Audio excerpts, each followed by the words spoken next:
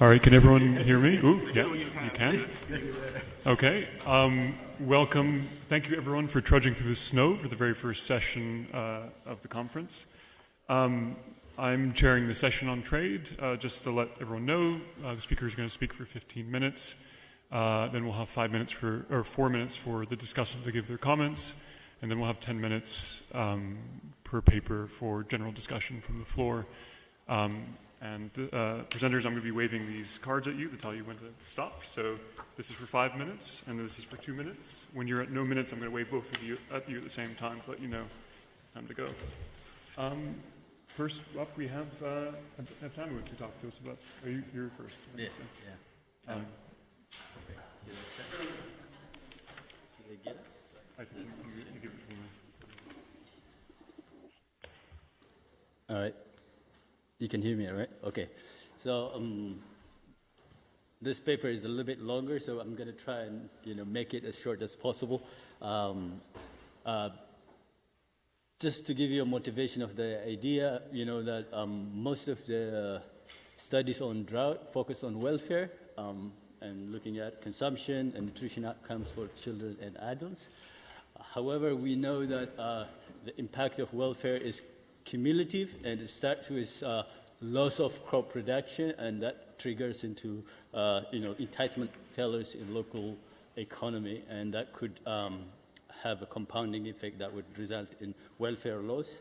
So the idea is to better understand the progression of this entitlement failures by exploring the timing of the shocks, and to limit the impact of the shock by targeting our intervention in good time. So, just to give you an idea, Ethiopia is a drought-prone country, and many of you know, and droughts have been historically very painful, have caused human loss, but since then Ethiopia has done well in terms of economic growth and has invested a lot on infrastructure as well as building safety nets. So the idea is to look at the change over time in terms of the impact of welfare. And this paper focuses on commodity market failures resulting from droughts. And the empirical question that we try to address is what, we know that drought can affect both supply and demand, and we try to understand which effect is bigger, whether the demand or the supply, and whether that changes over time. And we know, generally that price would be increasing after droughts, but previous studies suggest otherwise. This paper, as I said, would look at the impact of droughts over time and space, and we try to explore a couple of policy interventions that the government has done since the major drought by looking at investments on road and ICT, as well as the impact, the intervention in terms of social safety net, which is excluded in this presentation but available in the paper. Previous studies are more at macro level, and they are using different approaches to understand the impact of drought on prices, as well as the impact of some of the, the attenuation effect of some of the policy reforms. This paper would try to estimate the magnitude and the timing of the impact. So this is a little bit quite a contribution in terms of targeting policies.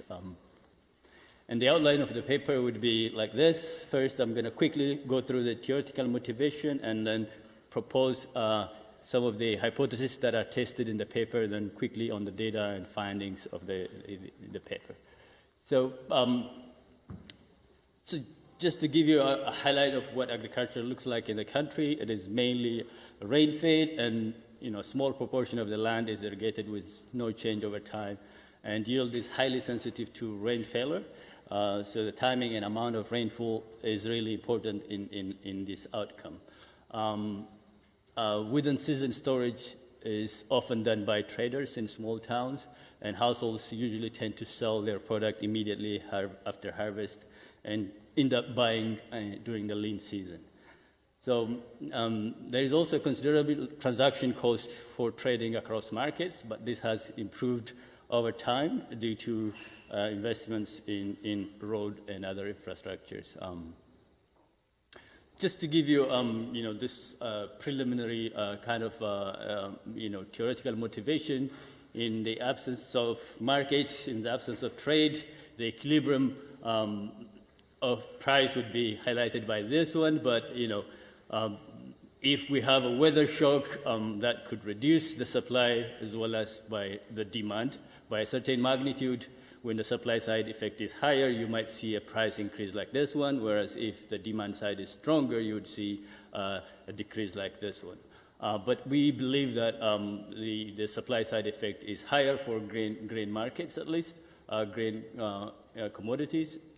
But if you expand a little bit and allow trade to happen between different markets, what you'd see is, the price can increase or decrease, but by a certain magnitude. So the transaction cost, TIJ, the trading cost between market I, which is the market we're studying, and the market J, which is, any neighboring market, would limit the extent of the impact of drought on prices. Just to give you an idea of seasonality, we know that supply side effect could be higher because farmers tend to sell their product at the beginning of the season, whereas demand side effect could be coming later in the season during lean times, where the demand effect could start to show as farmers' income is lower than what they had the previous year. So over time, market could improve, the market integration could improve, and as a result, this value could be lower. So in a way, the band between the equilibrium price and the price next door could also decrease. So basically, the integration could improve or reduce the impact of droughts. So these are 3 of the 5 hypotheses that we're testing in the paper. I'm going to go through them as we go into the next section. So just to give you the highlight of the structure of data, the price in market I in months T, time or year T is represented by P there. And we have 82 markets that we study, and WIT is the weather shock in market I at time T, and RI is the indicator function for market that has seen more than average improvement in road conditions. So the first hypothesis we have is the average impact of weather shock on prices is a noun, but it would fall as the season progresses if the demand effect is stronger and later in the season. So basically this equation is a price as a function of weather shock interacted with months indicator and also fixed effect for the market and the year. And we know that weather is strictly exogenous, but EIT could be AR1, so we would use fizzle GLS instead of just OLS. So by examining the impact of weather shock over the months from harvest to the lean season, we will see the progression of the magnitude of the seasonal effect in a way. And the second hypothesis we have is the impact of weather shock on grain prices has reduced over time. This could be the result of market integration. So to do this analysis, what we do is just divide the time frame into before and after 2005, and interact that with the months. So basically, we're comparing the pre-2005 and post-2005 level of magnitude of effect. Finally, the third hypothesis is that we argue that the investment on roads could be helping to some degree with the improvement, but this is more of a implied outcome, not necessarily a causal effect per se. So basically, what we're doing here is adding an interaction term to the time frame parts we had. In addition to the original pre-2007, post-2007, we add interaction of the road investment indicator dummy. just to give you a highlight of the data, we have data on 6 major grains, and also use weather shock from LEAP projects. This is WFP and the Government of Ethiopia project. You can see from either of the websites, and also we use road data set coming from another study. All right. So don't want to spend too much time, but this is a retail price data that is collected every month from 1996, and we focus on only 82 markets that are surveyed consistently over time. We used also producers' price data. The result doesn't change much. Just to give you the highlight of the data, this is median price in 2 regions over time, and you can see prices being stable before 2008, but after the global food price shocks, you can see price has gone over time. Just weather shock, I don't want to spend too much time on this, but look at this, and this is where LEAP data set shows the percentage of yield loss due to weather shock. The data is right here. I don't want to spend too much time on the data, but just to give you the highlight, there are important points to take. Here, the 2 drought-prone regions have higher median and mean yield loss associated with drought, but the variance is more or less, the standard deviation is very low across the board, indicating that some regions, even if they're not drought-prone across all parts of the region, but there is a higher covariance indicating there is spatial variation in each region. So we estimated the first equation for individual grain items. So the line here shows the point estimates, and the standard deviations are shown by the corresponding line. So as you can see, at the beginning of the season, price increase associated with a 1% yield loss is positive, whereas as the season progresses into lean time of the year, you can see the impact kind of dissipates. So at the beginning, the supply side dominates, whereas later on, the demand side kicks in and kind of dissipates the impact of weather shock over time. And for maize, you can see similar pattern, starting with higher supply side effect that is overcompensated. If you look at by August, you have negative effect on the prices.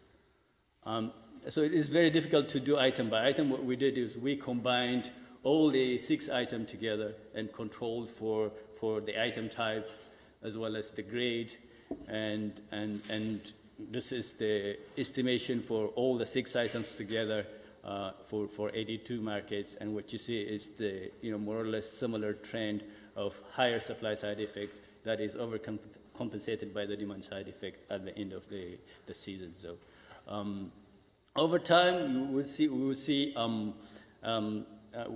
that the pre-2004, in the earlier times, the impact of weather shock on prices was higher, but since then, the impact has been reduced significantly, and we divide also different time frame, and the pre-2002 value or impact is much higher than the corresponding periods that we see for the corresponding magnitudes we see for periods after that. Just to look at the impact of or the association between road investment and the impact of weather shock, I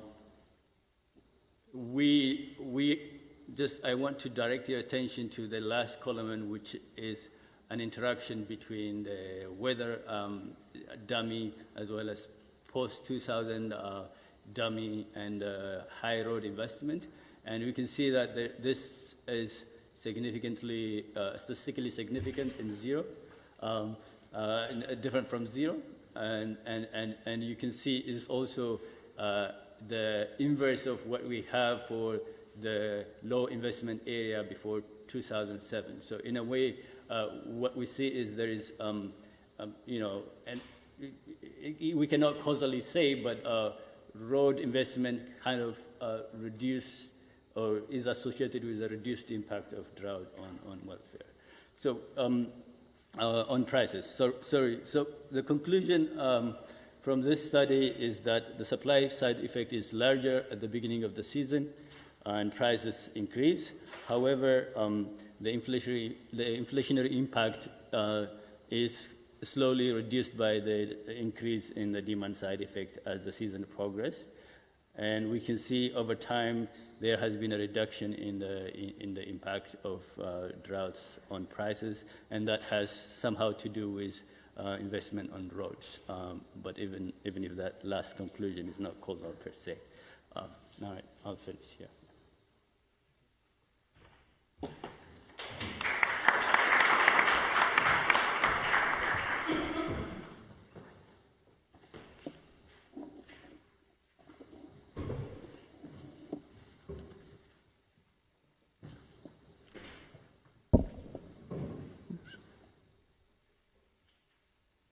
Okay, this was a really fun, clear, well-identified and published paper. I had a lot of fun reading it. It's one of these papers that benefits from a lot of hindsight. It's great that you have 17 years of data and you can start looking at how things have really changed in the long run. One of the things I think you might undersell, maybe just in your title, is that economics is a dismal science. We love regressing shocks on people and seeing how their lives get worse once they get hit with a shock. The main story here, though, is a much more optimistic one, and I think it's mainly in this graph you show here, that these markets are really being de-linked from weather shocks over time. And I think that's a very positive story and one that could maybe come out a bit more in your title.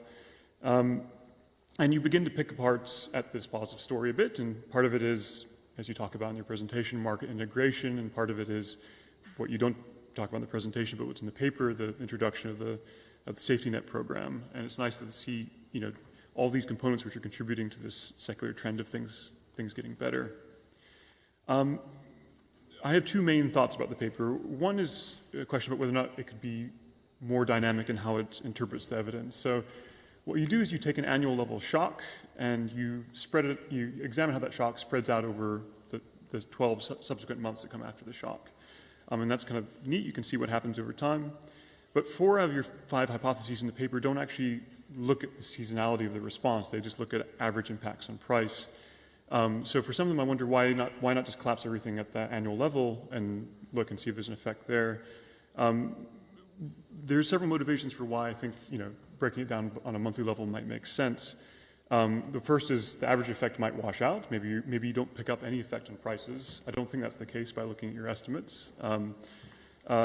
One might be a policy reason. If I'm trying to figure out when I need to intervene in a market to stabilize the price, this tells me exactly when the price is shooting up in a given market. So there might be a policy reason why you want to look at a month-by-month estimate. The one where I think there could be a bit more work is figuring out why is there this intertemporal response. And in the paper, you give a simple demand and supply framework, and you say sometimes demand is going to dominate, sometimes supply is going to dominate. But there could maybe be a bit more motivation as to why demand effects might dominate later in the season. And this is, as you can see, what happens in your graphs. Some of the interventions that happen that you examine in the paper, it's not quite clear to me how they're interacting with demand effects later on. So this is the result from the safety net program. And you find very little effect later on in these later periods. In fact, you find if you're worried that households are credit constrained and they can't, they have low incomes at the end of this period, and that's why you get demand falls and you get a price going down, then it's not quite clear why that demand would fall even more once the safety net program kicked in. Especially in your paper, you look at the difference between districts that receive cash transfers and those that don't. And the ones that receive cash transfers where you think budget constraints would be looser, you still don't see much of a demand effect later on in the season. And if you look at seasonal price trends without the shocks, you see a separate story, one in which markets are flush with food right when the harvest happens, and then later on, as supply gets weaker, you see an increase in the price. So you may want to think, of thinking about maybe building a dynamic model where you can try and explain why you're seeing these demand effects changing over time. And I don't have a great story to suggest, but distinguishing why things look like this before shock and why things look like this after shock might be a bit more useful in understanding some of the results. And I'm out of time. I'm keeping myself to time. The only other main point I want to make is that this is a spatial paper. I think you could exploit the spatial element a lot more. One is, and this is not from your paper, but one is the fact that these shocks are spatially correlated over time. It's a really banal comment to say that you should be thinking about how you're clustering your standard errors, but these markets are going to be close to each other. They're going to share similar shocks, and so you may want to account for that. The second thing is you could take advantage of these shocks to see if market integration is actually happening. So in autarky, if I'm not trading with a nearby market or nearby village, if they get hit by a shock, there should be no effect on my price. But over time, as markets become more integrated, nearby shocks are going to have an effect in that I'm going to be trading with them, they're going to be trading with me. So examining the spatial lag and the impact of a shock on nearby units may tell you a little bit about whether or not markets are becoming integrated over time.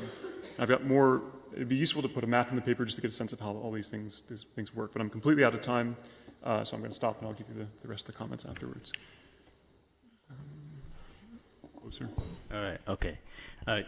Maybe I'll respond to some of your comments, but I'll leave the others as we go forward. So the way we had discussion as to how to approach combining the monthly effect, trying to understand the monthly effect, but also using only one shock that is applicable for all the 12 months we have in the data set. So the main reason that we decided to use month to month instead of putting them together, if you look at the way the effect is coming, you probably would find no result because of the countering demand and supply effect. So that's one of the reasons. And then the last point you mentioned about understanding the relationship between your market and the neighboring market is quite important. So we didn't have a good way of picking which market is the proximate market and see how the shock there is correlated with your prices here. So I think that is a direction that could be explored, but defining clearly what market is a reference market was one of the challenge we had. In terms of the effects of PSNP, the magnitude of the support given by that is quite small, so not all households are also eligible, so it might not have the effect that you expect in terms of influencing market outcomes per se. That could be part of the reason you see weak estimated magnitudes there as well. But we can expand on this when people ask directly. You have too many points that I couldn't really pick as we go. Do we have questions from the floor? Raise your hand if you have a question.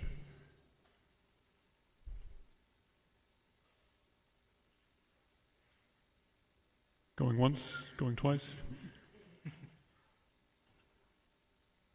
Okay.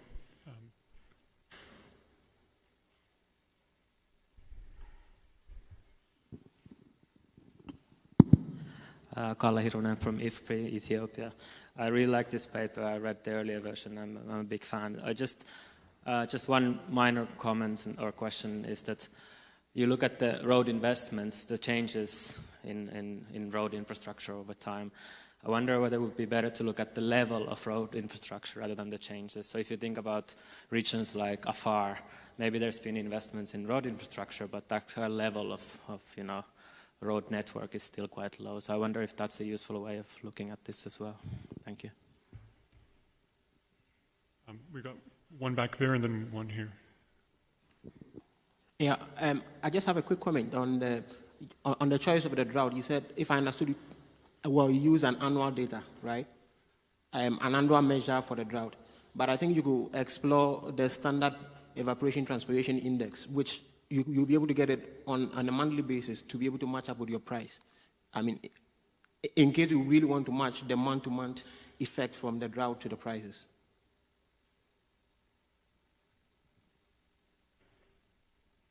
Do you want to respond, or do you want to take one more? Or no, just a clarification on the last one, maybe. So are you asking the same or somehow corresponding question, which is why are you using month to month instead of annualized? Is that for drought. Annualizing data for the drought? I was thinking that if you use an annual data for the drought, you could get a monthly database. I mean, to be able to do the same thing.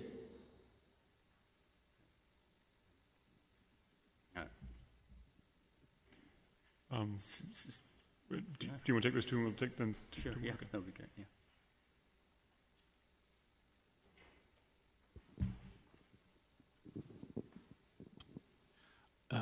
Thank you. I'm really looking forward to reading the paper.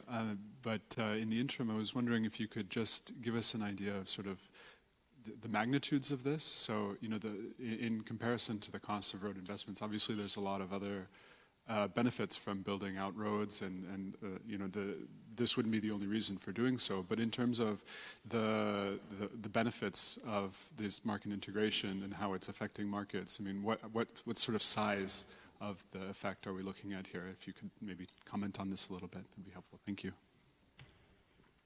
We'll come back on those three before we take more. All right, sure. Yeah. So, in terms of level of investment versus the change in road, I think you're right. Some areas have low starting investment, so the change could be a little bit exaggerated in terms of percentage change. At the same time, we're discussing whether we should divide it by land size or population if we want to talk about level of road. Because if you look at Afar and Somali, the land size is really big, but the population is sparse, so it's very difficult to have a sense of what is the right indicator for connectivity among markets. So we can explore, but I think it's still the challenge is, again, how to define connectivity in the face of this issue. So in terms of using monthly indicators for drought as well as monthly indicator for prices, I think what is important is, I mean, the amount of rainfall at the time of a time of harvest, a time of planting, which is what the LEAP data set is using. So you will look at the impact of change in moisture level during planting season and try to calculate what would be the implied loss of harvest. So that annual is used as indicator for all the months following the harvest, but I don't know if it is a good idea to use monthly, if you're asking monthly indicator of drought for our analysis. In terms of the magnitude of the impact of road, this is very difficult to say causally per se road is the one responsible for any magnitude we see here, or is it to say, this is more like, we know these districts have investments or more investments on road, but other factors could also be playing, very different in those areas. For example, investment on ICT could be better in those areas. Investment on improved seeds could be better on these areas that are being connected more. So even the magnitude we calculate is more of an indicative, evidence. We can't really, it's very difficult even to say this magnitude is basically the result of the outcome of road. So, I'll leave it at there, I think, in terms of magnitude of outcomes. Okay, we're out of time, so we'll move on to the next presentation. Thank you again.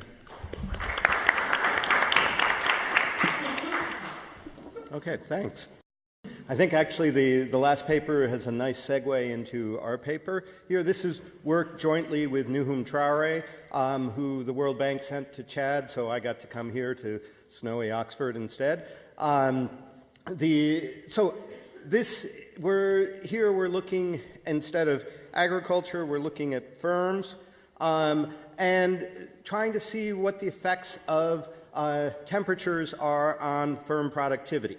And so we know a lot of the different mechanisms on this. There are macro studies that have looked at across the world at the effects of higher temperatures on productivity. There's a lot of work micro studies mainly focused on agriculture and where there's this obvious link between climate and productivity. But in some of the more macro work, there's a recent piece that noticed that, well, you're likely to find this not only in agriculture, but in other industries. So what we're doing here is looking at the effects of temperature on non-agricultural sectors, and in particular on manufacturing and services. And if we're thinking about sub-Saharan Africa, a lot of the service industry is an outdoor industry. So it shares many of the features that you might see in Africa. And we have some really nice data from Côte d'Ivoire here that is both manufacturing and services. It's one of the few times I've seen this kind of data that also captures what's going on in services. Okay, so what we're looking at is whether high temperatures affect firm productivity. I'm giving away the answer, whether it reduces firm productivity. And if so, what are the mechanisms? How does that affect firm survival? And whether the firms can invest in climate mitigation technology. We're going to do only a partial answer to the last one because we haven't measured it perfectly, but in some ways you can think of this last one as similar to building roads that make your country more resilient to climate shocks. Okay. So we build this, I'm not going to really go into this, off of a Melitz-type trade model, and where high temperatures are something that affect firm productivity, and that in turn affects their competitiveness and affects decisions in terms of who stays in the business and who goes out.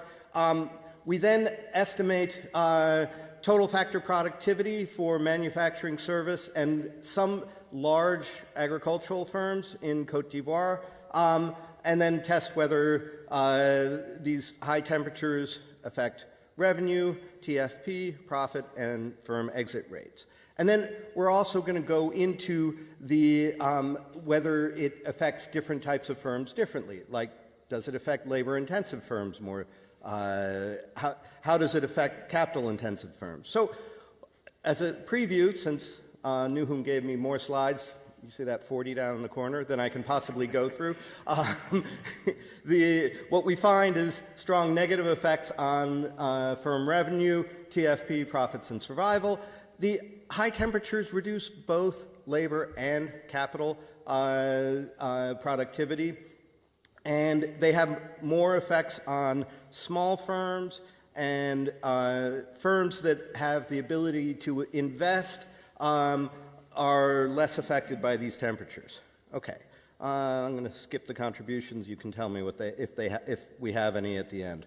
Okay, so I talked about there's a lot of work on agricultural yields, some macro level studies like Burke et al. And Dell et al. And Shang, all of which seem to be in an argument about exactly how to measure things. There are few manufacturing studies, mostly recent. I think most of these are as yet unpublished.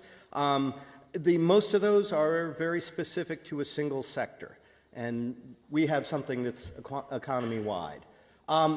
The idea is that temperatures would affect firms in terms of labor, discomfort, fatigue, potentially cognitive impairment.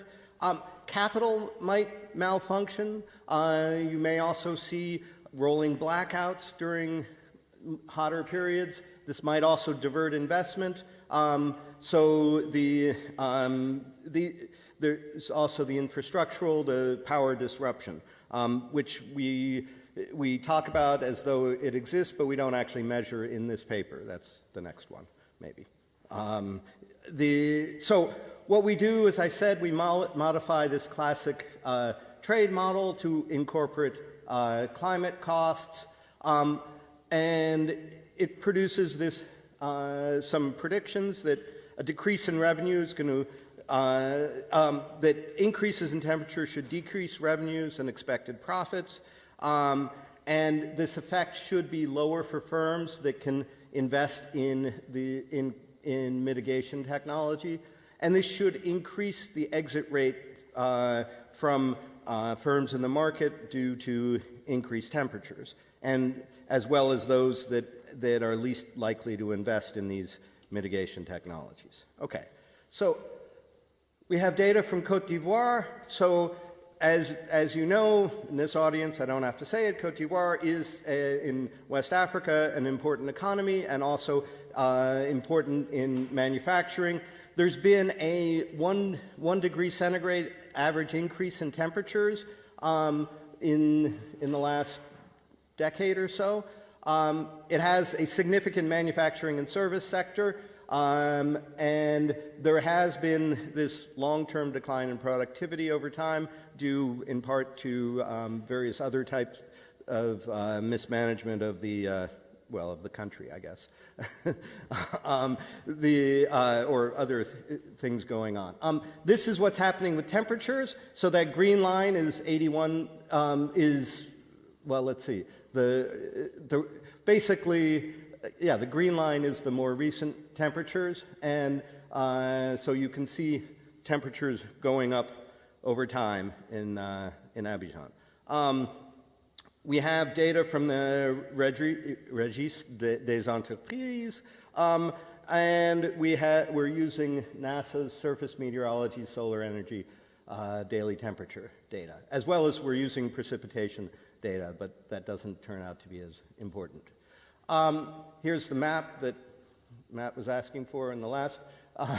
This is our geographic distribution of firms. I should note that some large part of our firms are in a single place, that is Abidjan, the capital, but we do have a distribution. This is the distribution of high temperatures, some of which occur in that place in Abidjan, where we have a large part of our data, but also occur in places throughout the country. So to estimate firm-level TFP, we're using the two of the more recent and potentially popular methods, the Acker-Cave-Fraser and the Gandhi-Navarro-Rivers method. The Gandhi-Navarro-Rivers method does this non-parametrically and solves all kinds of endogeneity problems, and so is a great thing. Let's see, I'm going to skip over that. Here's some descriptive statistics. We're basically using revenue, two different kinds of TFP.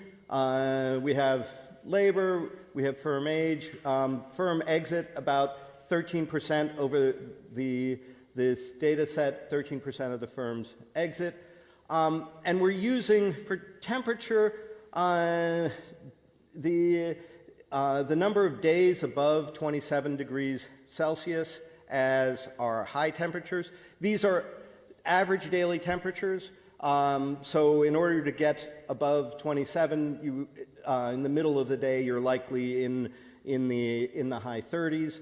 And we have 34,000 different observations across. So what we're estimating is basically these outcomes, revenue, TFP, profit, labor and capital productivity, and firm exit, as a function of temperatures, which we do a couple different ways. And then we have a number of control variables, rain, firm age, export status, and time trends.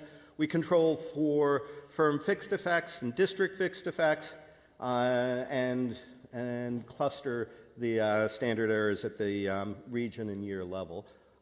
We have an extended one where we look at the effects of temperature on specific types of firms. So that's just interacting our temperature variable with a dummy that is either for whether a firm is labor intensive or has total assets above the mean. Okay, we estimate all this, great. All right, here's the punchline.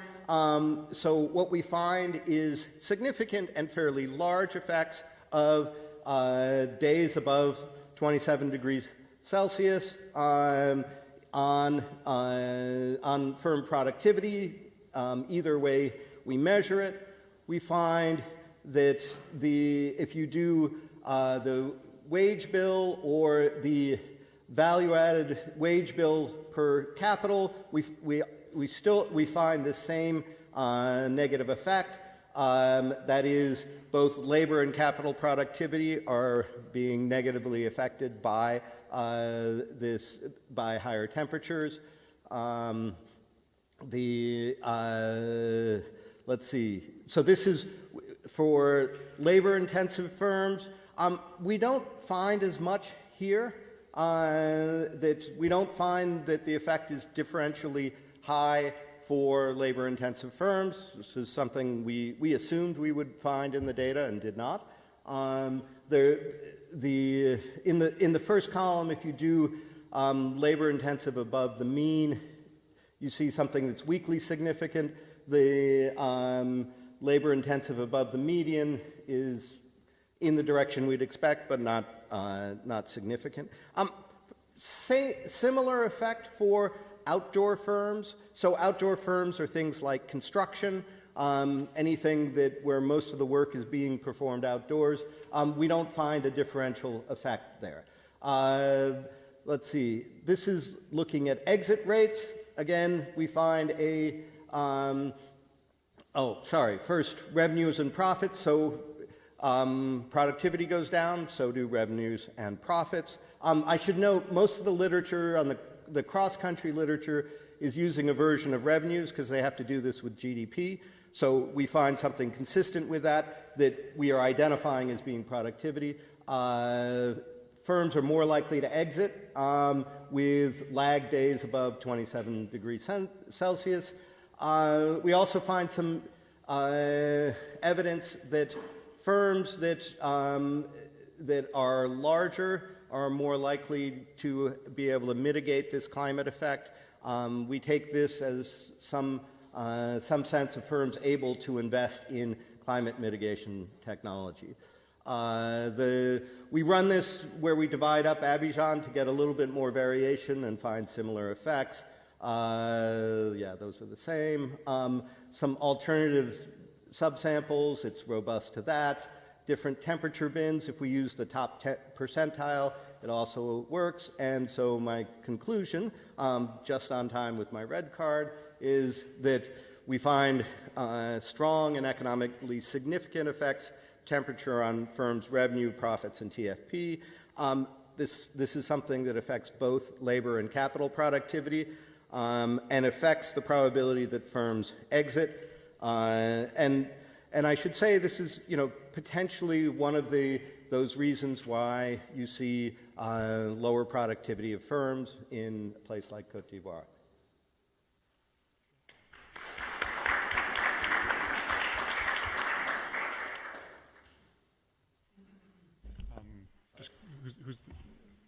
Yeah.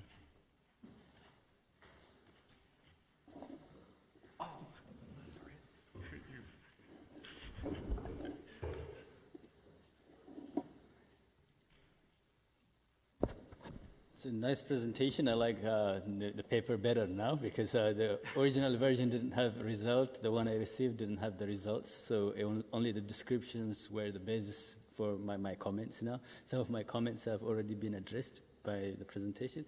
So I like the topic very much. It's very interesting and has, addresses quite important issue on the impact of climate change on firm productivity.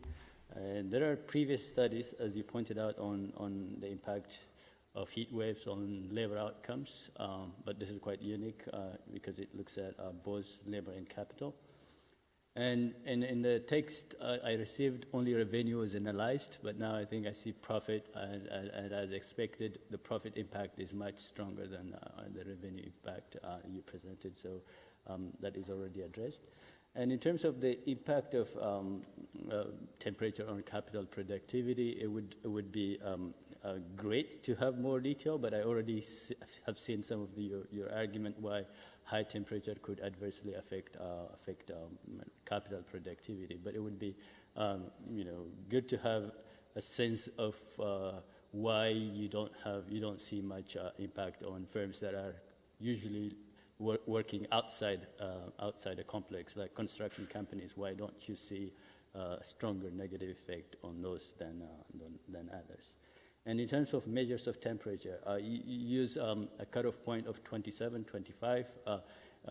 is it possible to look at seasonal spikes instead of focusing on annual average? If you do that, you would be hiding potential spikes in temperature during the cool season, and you would be kind of exaggerating the extreme warm season during the normally warm periods.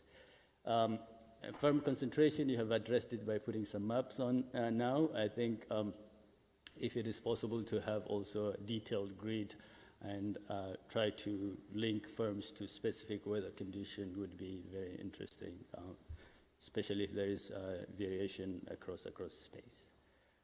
In terms of the impact on overall productivity of firms, you might want to explore the input channels and looking at firms that are dependent on agriculture, agricultural raw materials for production, and that would be an interesting addition to the already existing output you have.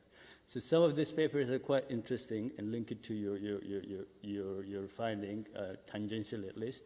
And there are a couple of papers using the same data sets on the impact of conflicts on productivity. We know that local conflicts are usually triggered by, to some degree, on lack of rainfall and the resulting reduction in output. So it might be interesting to see how you account for pre-conflict, post-conflict. At least take into account this when you do the analysis. All right, thanks.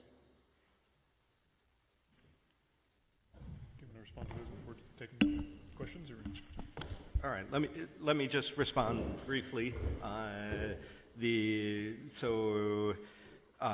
couple things. In terms of the size of our grid, the data that we have from NASA is that there is a new data set that is soon to be released that we can have a smaller grid. Our efforts, though, looking at Abidjan and creating smaller grids there has actually, if anything, strengthens our results. So we think we're on pretty good stead there. We have looked at the raw material issue.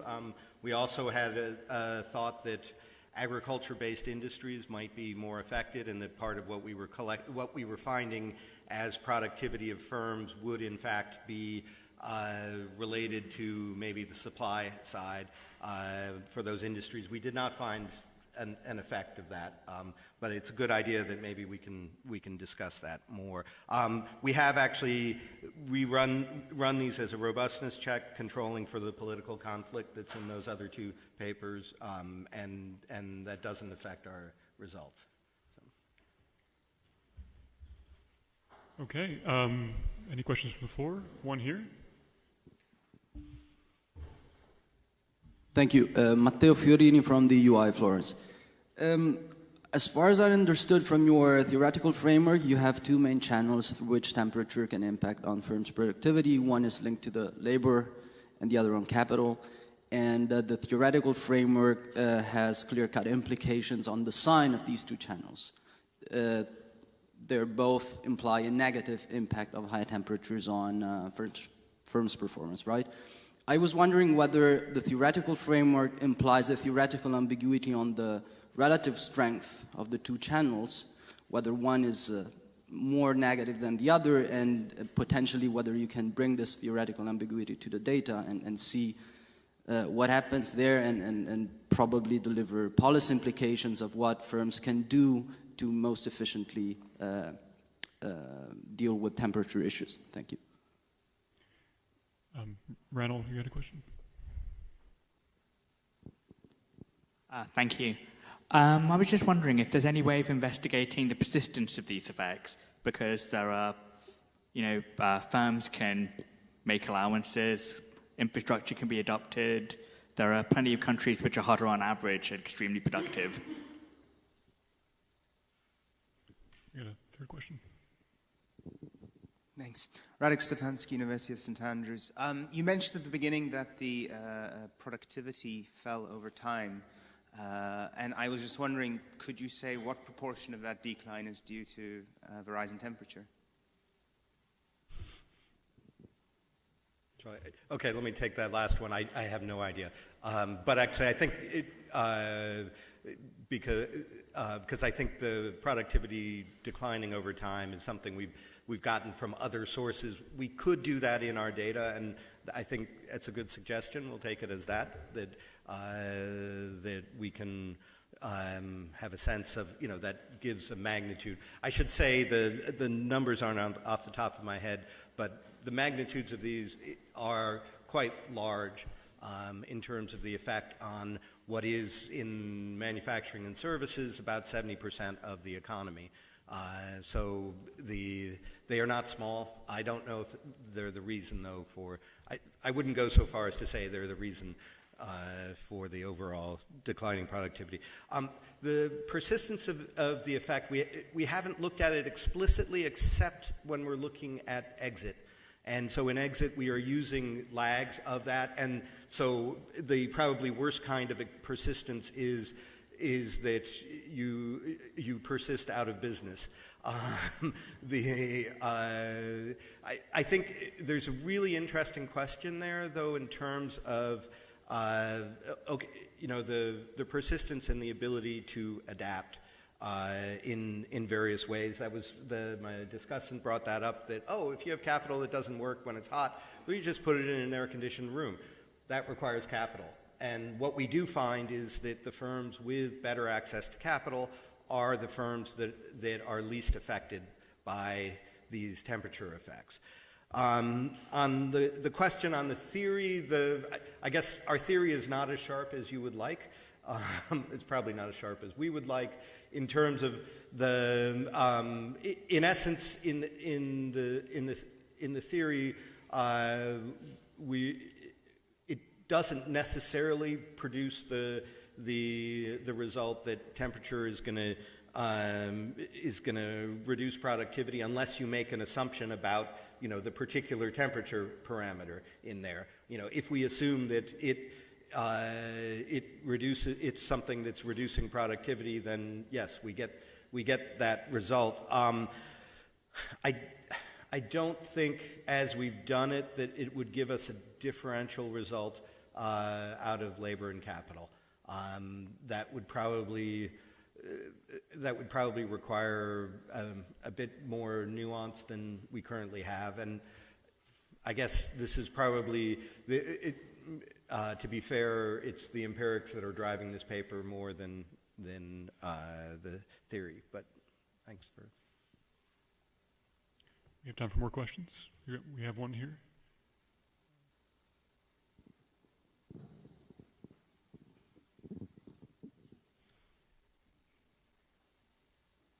Thank you for your talk. Sung Lim, University of Minnesota. For your estimation, I have two comments on my idea.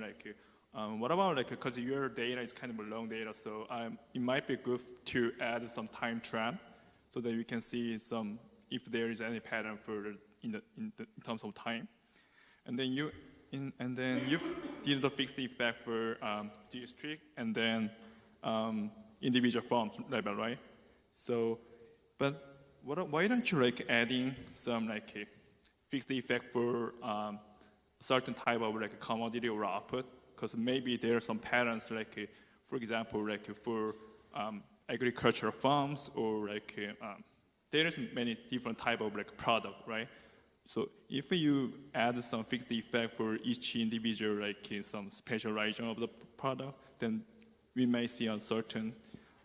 You can reduce any bias or something. Yeah, thank you. We have another question here. Thank you very much for interesting presentation. I am Tsagai from the Ethiopian Development Research Institute.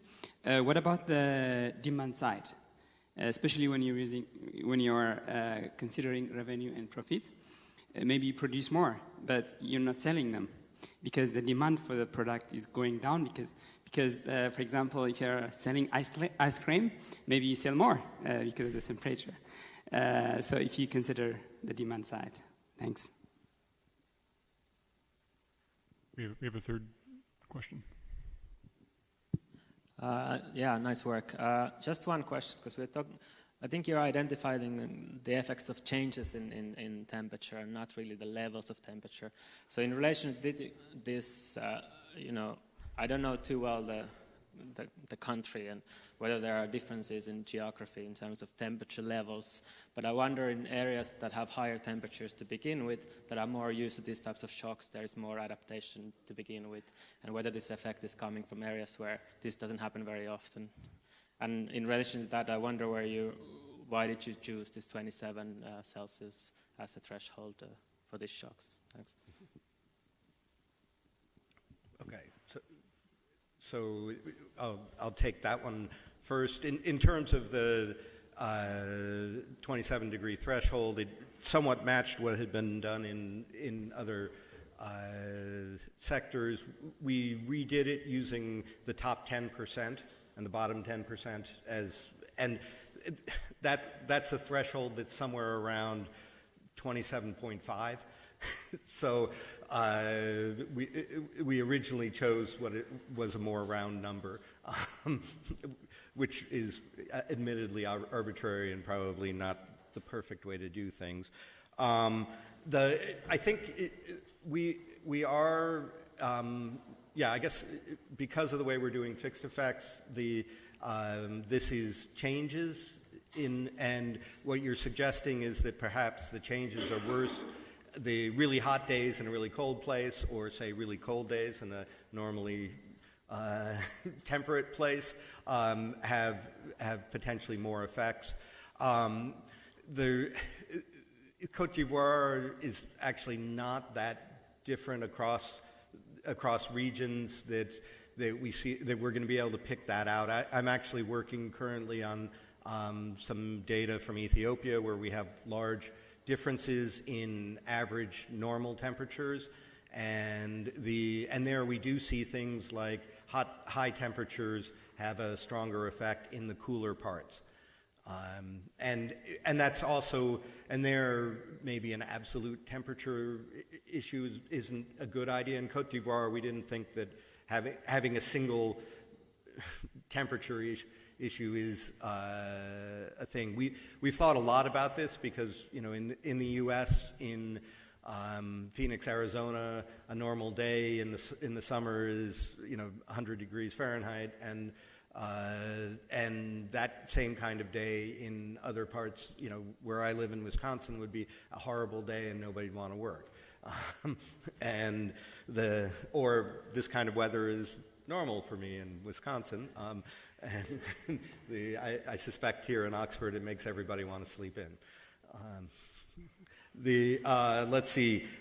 There was a question on demand side, which I think is an interesting issue, and I think something that we can probably spend some time and pick out ideas of how much of this might be demand side, sort of doing it sectorally in different ways.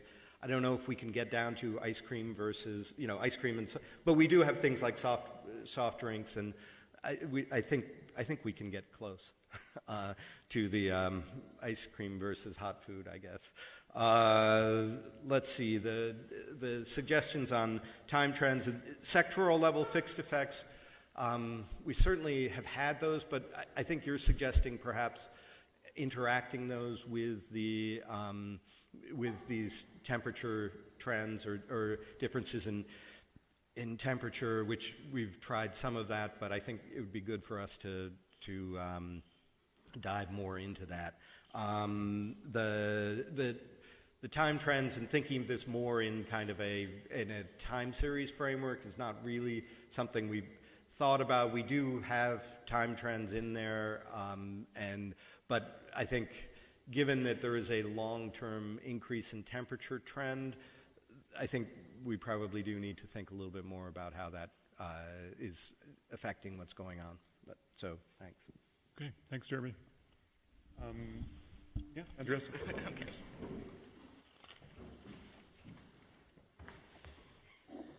So yes, thank you very much for inviting me today and for not sleeping despite the weather. I'm going to be talking about the impact of armed conflict on local cross-border trade in the particular case of Uganda and the Democratic Republic of Congo. Now, several studies have shown that the large spillover effect of conflict across neighboring countries. And one of the key transmission channels of that is the trade channel. Now, in sub-Saharan Africa, one could argue that the trade channel might matter less because typically, or conventional wisdom holds that African countries, sub-Saharan African countries, trade more with the rest of the world than amongst themselves. And if we look at trade data or official trade statistics, using Comtrade data, for example, we find confirmation of this.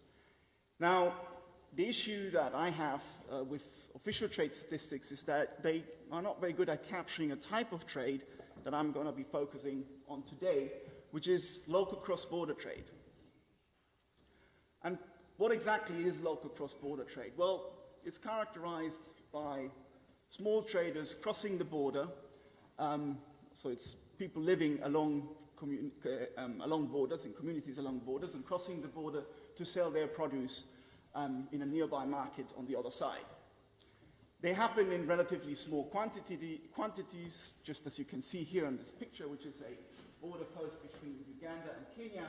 You see that you have a couple of traders just basically carrying whatever they can physically carry.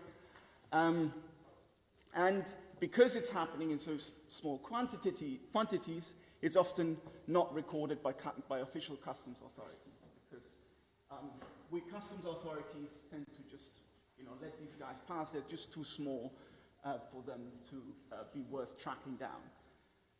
But I should say that it's happening in broad daylight and an official border post. It's not really smuggling what's happening here either. Okay? So it's kind of tolerated trail that is, could say it's legal, it's accepted, it's happening at official border posts. It's not something happening at night where people are hiding and trying to circumvent customs authorities.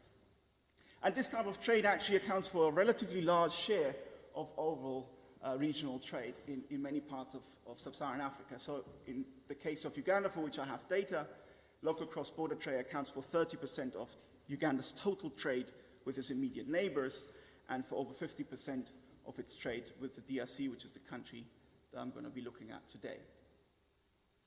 So the research question that I'm going to try to answer is, how did the cyclical recurrence of conflict in the eastern DRC affect local cross-border trade along the border between Uganda and the DRC? Okay.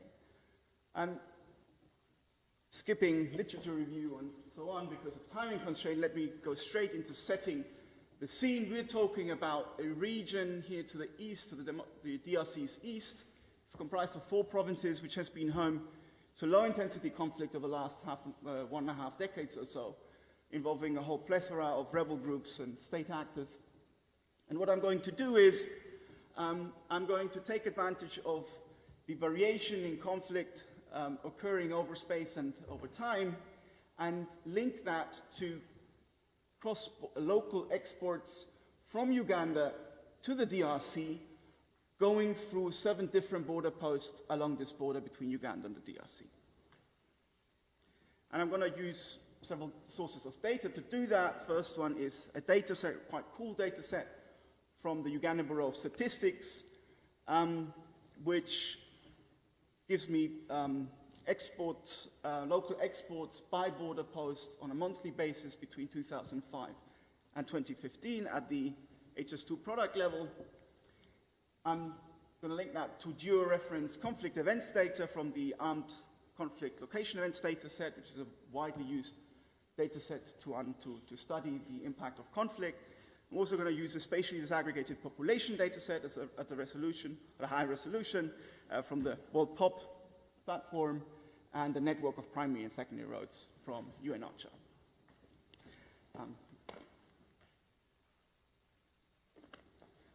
So the first challenge I'm going to be facing in trying to link, conflict events happening over space and over time is that I need to somehow find a way to aggregate them and link them to the border post level. And what I do is I propose a market access approach to do this. I developed this a little bit more formally in the paper, but let me just give you here the essence of what I basically do is, so I think this is best illustrated with this particular example. So I have 2 border posts here. This is the border post between Uganda and the DRC. And those 2 border posts have access to a series of markets, which are these green circles, and the size of the circle corresponds to the size of the different market.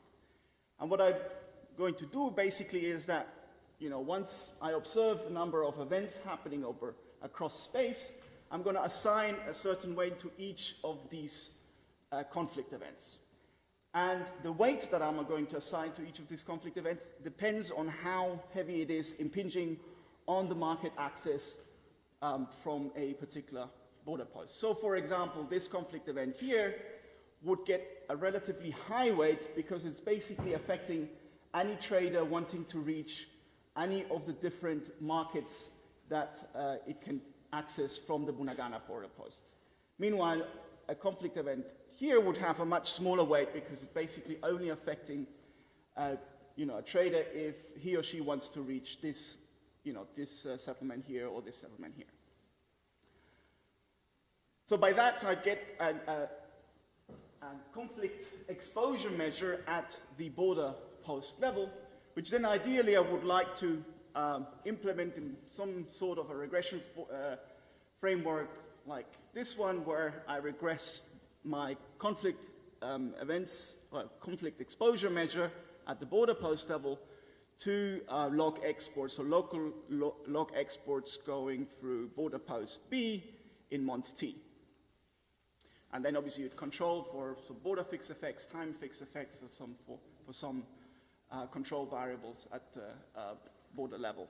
Now, obviously, if I did this, I would probably run into quite some severe endogeneity issues. So you could, for example, argue that conflict and exports are actually co-determined because rebels might, be attracted by high exports going through a particular border post because it's basically a source of revenue for them.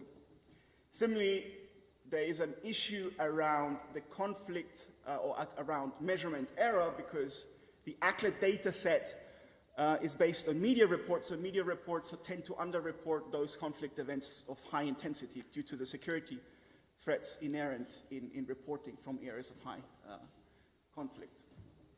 And finally, obviously, you could think of omitted variable issues if I'm not able to capture all relevant variables there.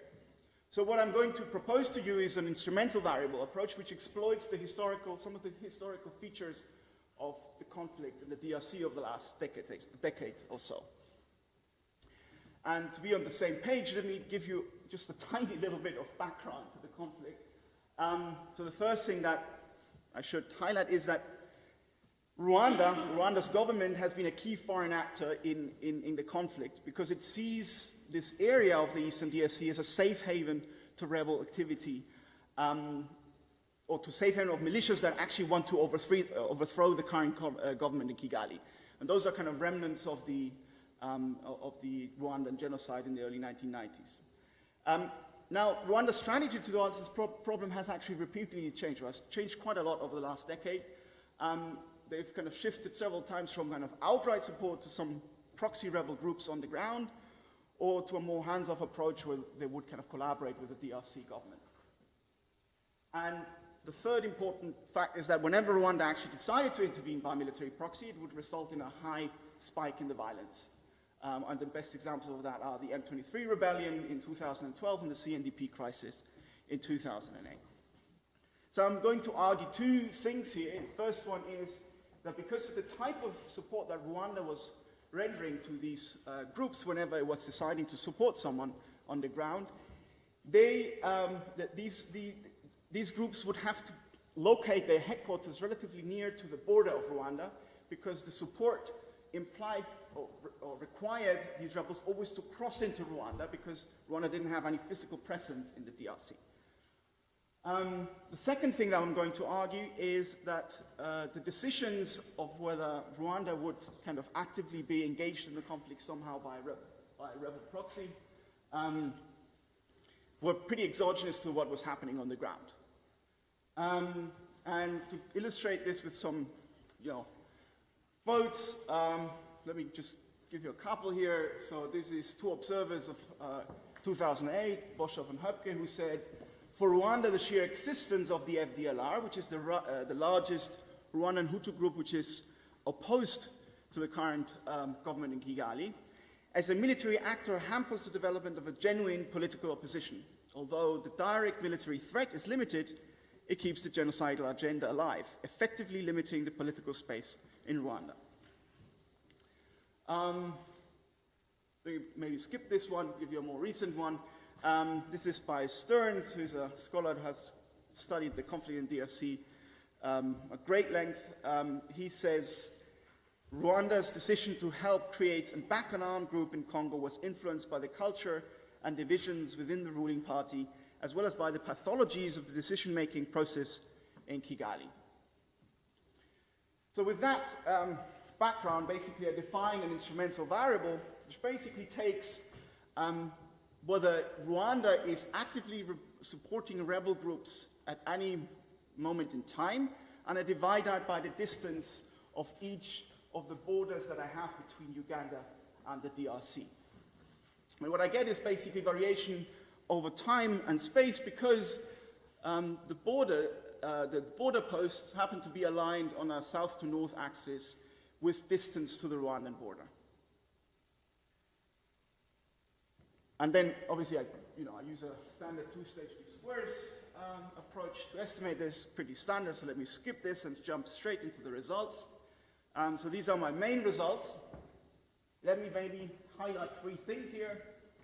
The first one is that basically regardless of, let me first describe the table. So I have column 1 and 2 where I have a naive OLS estimation, and then columns 3 and 4, which is the two-stage least squares approach. The difference between 1 and 2 and 3 and 4 is just simply that I include controls, but controls don't seem to be mattering a lot here.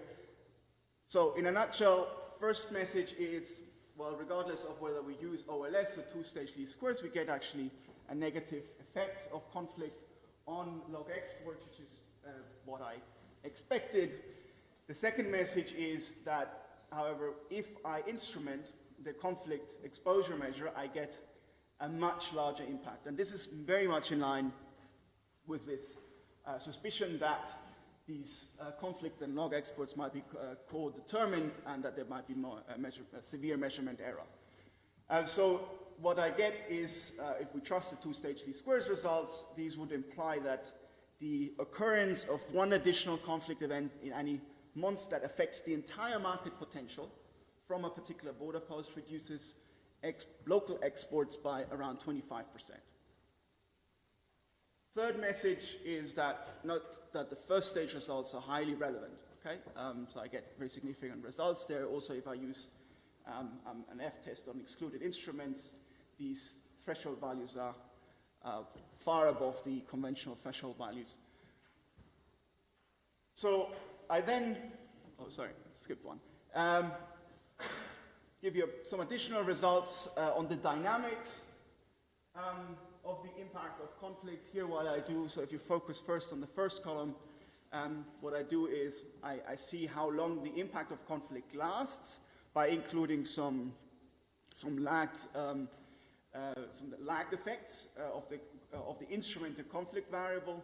And what I see is that once the conflict ends, the impact of conflict actually disappears within 2 months' time. So exports recover rather quickly after the conflict stops. And that is probably in line with the idea that we're looking at local exports, where we have a very much a kind of switching on, switching off decision of local communities that can react very quickly to whatever is happening on the other side of the border. I then also do the same, run the same regressions for a number of specific product categories, so agriculture products, mineral products, construction materials. We have a couple more. In a nutshell, there's not much of a difference. So it seems to be, the effect seems to hold pretty much across the different products.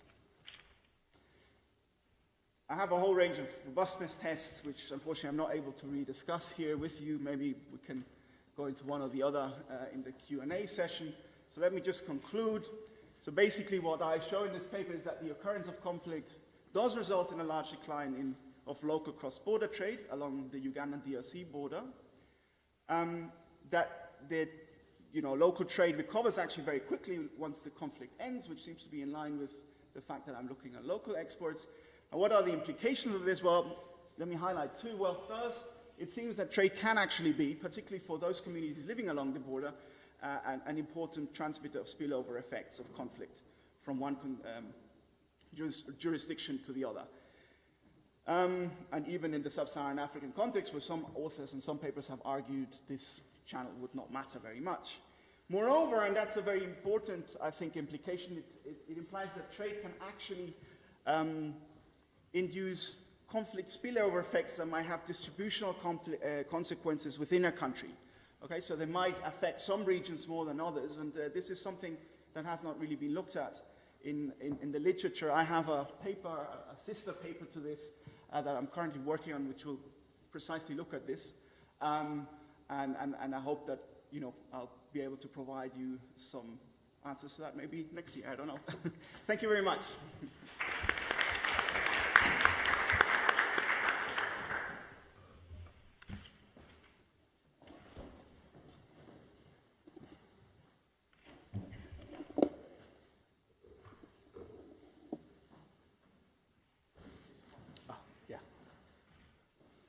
All right, thank you, Andreas.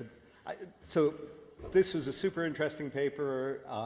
It's got really nice data, really nice detailed data about something that is really hard to measure. I think this informal, well, actually all informal markets, but informal cross-border trade is understudied, and the conflict in general, and the conflict angle is, I think, a really interesting and important piece of this. And I really like this, this micro-level implementation of gravity equations. He didn't really emphasize that in his presentation, but this is something that we've seen sort of countrywide, between countries and across years. And we're talking, his data is between places, and is it daily or? Monthly. Monthly. Yeah, monthly. Okay. And which wouldn't make a difference if there weren't things going on like rebel conflict on a monthly basis that are going to have a real effect. And a really nice effort to create a suitable instrument that I think Andreas put in a lot of time. At least that's when I read the paper. I said, "Oh, that looks like a lot of effort." And I'm not going to stand up here and critique his instrument. I generally thought it was good and strong. And the robustness checks were good, strong, seemed to show very robust findings. So most of my questions are on the interpretation of this, and so this essentially trade suppression due to conflict, and it's not clear whether this is a supply or a demand effect. And most of Andreas's interpretation in the paper, he didn't give this so much in his talk, is that it's about a demand side effect, that people are maybe poorer due to conflict. But it could potentially be things.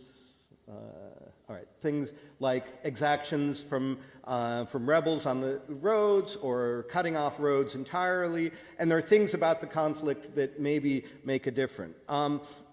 And so in particular, there's sort of an effect on investment goods. He didn't emphasize it much, where his explanation is about the demand side, that these are people smoothing consumption over time by reducing their investment demand during periods of conflict. But it could just be that, cement is hard to move on roads, and it has to move in big trucks, and during conflict moments you can't move big trucks. But you can move, say, the wheelbarrows that were in the picture that Andreas showed us. So generally I thought more thought on the supply and demand effects is warranted. There's kind of a tension in this paper that I think basically, at least the way Andreas presented it, it's a conflict paper. I think it has some real things to say to the trade literature, and I may be saying this because I'm not in the trade literature, so it looked new to me. But I think this idea that you've got this monthly level variation in a gravity equation world, to me seems new and different, and perhaps particularly important to allow you to identify things that are at a much finer grain level than are typical in trade papers, where you're looking, you need 10 years of country data, and then you only have 10 data points per country, and in this case, you have, I don't know, a decade of these monthly level observations, and where changes really matter. Okay, few more things. So this is so there's a latent variable here, which is kind of income. Does the conflict affect income? And if it does, then we're looking particularly at a demand side thing. The other thing to think about, I'm not sure it's a big issue, but there are clearly migration and refugee issues going on here. It's possible that, here's the extreme example. What if conflict sends everybody across the border? And why that chokes off trade, but that's because you moved all the demanders to the other side of the border. That's an exaggeration of the problem, but worth thinking about. Yeah, I think I'll respond first. Yes, it does work. Thank you very much. It's great actually to hear this, because in a way many of these things I'm trying to address them in this sister paper that I just alluded to. So right now it's true that I can't really unpick whether it's a demand side or supply side effect, because basically I don't really have much data that would allow me to measure anything more specific on the Congo side of the border. Now, I do have some household panel data for Uganda, and there at least we could, see whether we see any changes in prices, for example, in production, because it's true. Even I see a reduction in the volume effect, well, in the value of exports, but we don't really know. Is this just because, I don't know, prices are collapsing, or are they actually producing less and therefore exporting less? Or so. It is certainly something that I want to address, so fully agree with it. In fact, it's actually quite interesting. So my preliminary results actually show that we have a positive effect on welfare in those districts or sub-counties that are very close to the border, which is, well, my premise was it's kind of counterintuitive.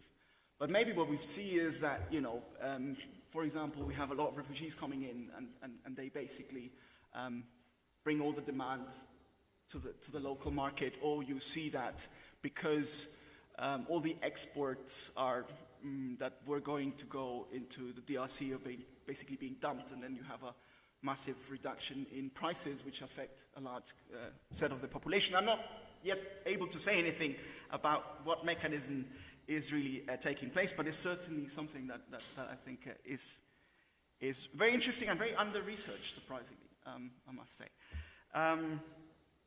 So yeah, the thing is, it's kind of, I agree with you. I don't want to kind of refute what you say. I fully agree with the message, with the comments that you make. Hopefully, I'll be able to address them. Yeah. Time for a few questions.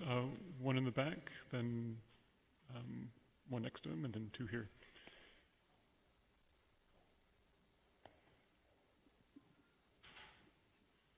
Yeah, thanks. Very nice presentation. So I was still a bit worried about how all these variables are determined, right? The conflict variables, the trade variables, and Rwanda's participation, which is your instrument. To me, it still appears that all of them might be jointly determined, because there might be export price shocks, which lead to more trade, more conflict, and the Rwandans also trying to get a share of the pie. That's one possibility. So I don't know how you take care of that. And also, you didn't say anything about the other side of the border, whether there's conflict on the other side, which might be affecting, because if I understood, it's only in the DRC side. So how is conflict taking shape in the other side? And maybe they're all jointly determined and the trade is affected by that? One right there, and then down here. No, can you, right, Yeah, thanks for the nice presentation. The data work looks quite great. I had two comments. One was about heterogeneous effects. So I think it also relates a little bit to the discussion. So it might be interesting as ECLID should also offer data on who committed the violence and how intense it was to see what are the long-term effects. So maybe if it was only by, if it was not that intense, nobody was killed, then you don't have this long-term effects. And related to this, I think it could be interesting, especially with regard to the outcome of trade, to think about substitution effects a little bit more closely, like if trade shifts in the long term to the other directions and border posts. I think you do this already quite a lot with lags, but would be interesting if maybe other regions benefit in the long term. Thanks.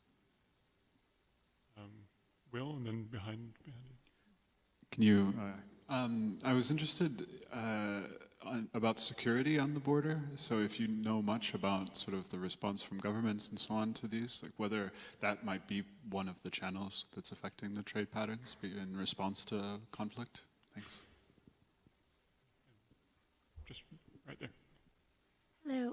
So I use, I think, the same database as you do, and one of the problems that I always get is people will ask me to what extent the informal cross-border trade data is underestimated because there is no data on night activity and there's no data on bush roads, and very often perhaps such activities is taking place there. So I'm just curious what your answer would be. Yes. Let me start with yours. Is it the Ugandan data you use? Okay, we should have a chat afterwards. Great. Okay, I do not, so let's say in the case of the Ugandan DRC border, I don't think it's such a great problem because it is actually, so if you look at the physical characteristics of that border, I mean, it's very mountainous. So the large stretch is either lakes or massive mountains. So there is actually, you know, just a number of very limited places where you can actually cross.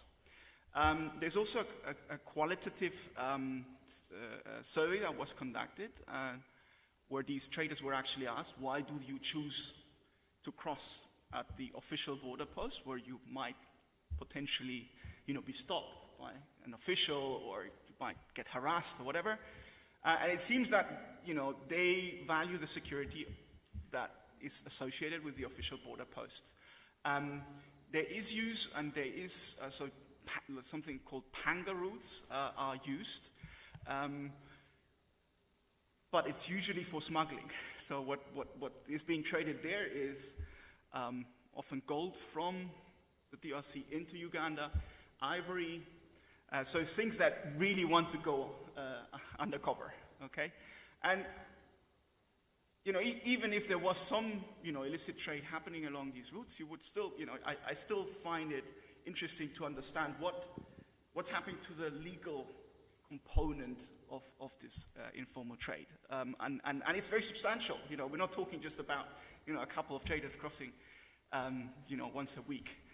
It's really large figures and very important for the Ugandan context and understand also for other sub-Saharan African countries. Now, some of the issues that, gentlemen, yeah, the first question. So I do control, for example, for direct conflict spillover effects happening on the Ugandan side. So it's true that you might potentially argue that if you see conflict happening or breaking out on the DRC side, that might lead to some increase in conflict on the Ugandan side. I have data for that, and I can easily control for that. So it's actually in the controls of the regression. So I'm not so worried about that. Now, you said, if I understood you, that many of these things are kind of jointly determined, and in a way, I agree with you, and that was also the reason why I looked for an approach that would kind of take this into account. And the instrumental variable approach is, I think, pretty robust to kind of joint determination, at least, between conflict and exports, which is what I want to unpick, right? I also think that I have done a lot of historical background work which supports kind of the exclusion restriction that obviously needs to be valid. You can't really prove it, but it's kind of a narrative that you need to provide, and you need to make a convincing argument. And I think that the argument is really there. So, you know, if you look into, and it obviously implies reading a lot about what historians have written about this, sociologists have written about the conflict in the DRC, and they all, you know, seem to support what I'm saying here. Okay. Instrumental variable approaches are never bulletproof. Okay, but I think it's the best we can, or as close as we can get at, you know, right now with the data we have. I mean, unless you tell me something better than, you know, I think it's an approach to this as at least defendable. Okay, now heterogeneous effects. Yes, like who committed the violence? So I have, so the ACLA data set includes data about which rebel groups commit or are the perpetrators of the different acts. Now the problem is is it time over? I don't know. Okay. The problem is that it's not entirely clear to me how that might then make my instrumental variable approach more complicated, and there might be some issues around there. When it comes to someone being killed, so as you know, to kind of distinguish between those conflicts where we have actual evidence that someone was killed, that data is very inaccurate, so I wouldn't trust it because we don't really know. So the ACLA data set includes a column. There's a column with all the casualties, but it's many scholars have actually highlighted that this seems to be very inaccurate. Security at the border. So yes, so there was, after particularly the M23 rebellion in September or in October 2012, there was a moment where things got very bad, and actually the border post was closed for 2 weeks because the security situation became very bad. So I've done some background, like some robustness checks around that. But like, if you read the newspaper article around it, actually there was the moment the Uganda military said, like, we cannot let anyone pass anymore. All these local traders, they started going havoc and saying, like, you can't do this. This is our livelihood. You need us, you know, go across and even, you know, take into account the security threats that are there, but, you know, we will risk it because this is our means of living. So it's very interesting in that sense that, you know, there was kind of a backlash from all the traders. So the closure only lasted for 2 weeks for local traders. So yeah, I think I have kind of addressed most of the comments in this. I think there's more interest, but I think we have to move on to the next session. Sure. Yes.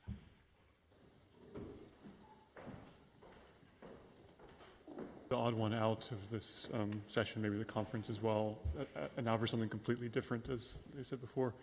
This is going to be a lot of story, and then the results are going to come at the very, very end. And I want you to first think a little bit about international banks. Now, banks obviously do a lot of different things. They provide a lot of different economic services. One of the most basic things that they provide that we don't actually think about that often is they just help facilitate the movement of value across borders, except when it's informal trading. So if I'm a Kenyan IT firm and I want to buy computer parts from, say, a warehouse in the United States, or if I'm a remittance company based in the United Kingdom and I want to make a bulk payment to some recipients in Somalia, I need a relationship with the bank in the country in which I'm based in, And those banks need relationships with other banks in the countries that they're making payments to. These are called correspondent relationships. Most of the time this works okay. Several $trillion makes its way across a border every single day. But there are people that are worried that some people abuse this system, people that move money which is the result of crime, of corruption, of tax evasion. Money laundering is a concern to many governments around the world. And they've responded to this threat in two main ways. The first is through kind of punitive action. So some governments, specifically in the United States and somewhat in the United Kingdom as well, try and get banks to police their own accounts by fining them if they get it wrong. So the number of fines handed out to international banks by US regulators has skyrocketed over the past 15, 16 years, both in terms of the number of fines, but also in terms of the absolute value of all fines being handed out. In 2014 alone, US regulators handed out $15 billion worth of fines to international banks. And these are not huge in terms of their balance sheets overall, but these also carry reputational risks and also the need to then spend more money on better due diligence work afterwards. The second way the world has dealt with this is by trying to set standards around money laundering. So there's this organization called the Financial Action Task Force. It is, as you can see, largely white guys in suits. And what they do is they establish a series of recommendations that both governments and banks should follow to create institutions which are supposedly good at fighting money laundering. The second thing they do is they send teams of people around the world, or they organize assessments of countries to see if they conform to these standards. And these assessments happen every few years or so. This just graphs how countries perform on those assessments against GDP. As you can see, poorer countries tend to have worse institutions. They tend to have weaker institutions, at least with respect to anti-money laundering. So this is seen as being a poor country problem. The third thing that the FATF does is if they see a country repeatedly not doing well on these assessments, so they see very little progress over a long period of time, is they might decide to put them on what is called the non-compliant country and territory list, informally known as the FATF Grey List. And this is basically a name and shame approach. It just tells the rest of the world that these countries are not performing well on these assessments. There's been a real increase in the number of countries being put on this list. This is 2009, and this is the 5-year period that came after this. So this is not explicitly an Africa paper, but as you can see, African countries are disproportionately likely to end up on this list just by the very fact that they tend to have weaker institutions overall. So banks are rational, they're not stupid, they're facing two things. They're facing an increased risk of getting it wrong, a greater chance that some US regulator is going to find the hell out of them. And they're also facing an expansion of the geography of perceived risk. Countries are being added to this list, and as I'll explain a little bit later, this list increases the regulatory risk around certain countries. So they're responding by a number of ways. They're basically limiting their exposure to clients in these countries that are likely to be of higher risk, either by terminating those correspondent accounts. There's evidence as well that they're closing access to, say, remittance companies sending payments to the countries that are ending up on these lists, or just denying transactions overall. All three of these cases should lead to a reduction in financial flows or a diversion to less transparent channels, informal channels like moving things across borders physically. So what we do in this paper is we look at this period where we've seen anti-money laundering regulation really increase. And we try to identify the increase in regulatory risk associated with ending up on these lists on actual financial flows to and from countries. And we do this by getting access to both data on the timing of these gray listing events, and we get data from SWIFT, the global cooperative that manages bank-to-bank payments. So whenever you make a payment to an account in another country, SWIFT is almost always going to be managing that payment. And what we find is at the maximum about a 10% reduction in payments to countries on the gray list. The coefficient goes up or down depending on the specification. We find that these declines are mainly coming from other countries that don't perform well on these anti-money laundering assessments. And I'll talk a little bit about why that might be the case at the end. So the first exciting thing about this paper is that we got data from SWIFT, which is a global banking cooperative. They provide both the messaging format and the network for sending messages from bank to bank. They don't actually move money themselves. They just tell Bank A, please can you credit your account, and Bank B, can you debit this account? But they handle all the data, so they know what's going on. They have about 11,000 banks or financial institutions on their network. They send several billion messages a year. Their own estimates say that they manage about $7.7 trillion worth of payments in a given day. So it's a lot of money potentially moving. The data so the message we got data on is called the MT103. It's a single customer credit transfer. This is every single case where a customer in one bank wants to send a payment to a customer in another bank. It's not the only message that SWIFT has, but it's the most common one. It's the one that we think measures what we want to measure. So we got from SWIFT bilateral directional data on the number of bank-to-bank payments sent between all SWIFT-connected countries, pretty much every country in the world, in a given month. So we know how many payments were sent from a bank in Malawi to a bank in Guatemala in a given month, both sending and receiving. So we have this directional database. This covers, a lot of countries, a lot of potential country pairs. And we have it from 2004 to mid-2014. We actually recently got 2 extra years of data, but we haven't incorporated it yet into the paper. Now, this is extremely skewed data. Some countries rarely send each other messages. Some are sending each other quite a lot of messages. We're going to use a Poisson distribution to deal with that later on. One of our worries that we had is we're getting count data. So we know how much money, how many payments are being sent, but we don't know how big those payments are. We did get some data from another source on just overall how much does the value being sent across the SWIFT network change when the volume changes. We find a decent correlation, so we'd like to think this is picking up values to a certain extent. We can talk later on why that might not be the case. We find that this data correlates well with some other cross-border measures of economic activity. It correlates with payments coming in, correlates quite well with exports, for example, both in cross-section and in first differences. The other source of data that we have is the FATF gray listing data when countries end up on this list. FATF goes through kind of an onerous process to decide who ends up on it. They have to have been non-compliant for several years. The secretive group meets and they try and decide what they're going to do.